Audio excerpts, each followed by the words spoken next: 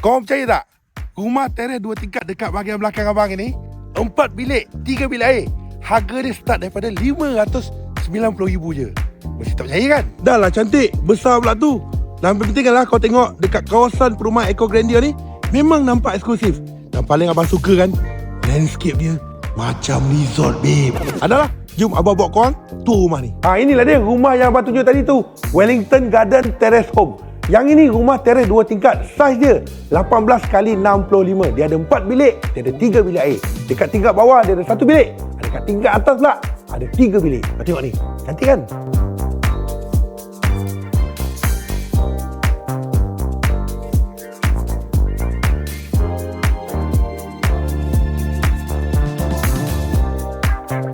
Kalau korang nak saiz lebih besar, apa kata kau pilih yang ni? Wellington Garden Home. Yang ini saiz lebih besar, 24x55 kaki. Dan paling best apa tahu? Yang ini siap ada bagi side garden 5 kaki. Satu yang abang paling suka dekat rumah ni apa tahu? Yang ini belakang dia dah fully extend.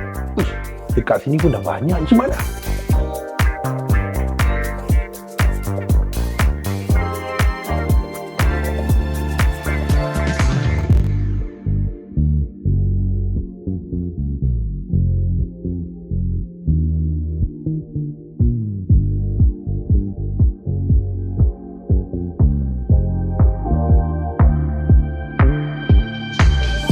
Untuk harga macam abang katakan, Terrace Home yang ini bermula daripada RM590,000. Tapi kalau kau nak sell lebih besar, apa kata kau ambil yang ini? Garden Home. Yang ini harga dia bermula daripada RM723,000. Yang lagi best, untuk masa tertentu, Eco Grandeur dia akan bagikan hadiah VP bonus sehingga RM30,000 cash.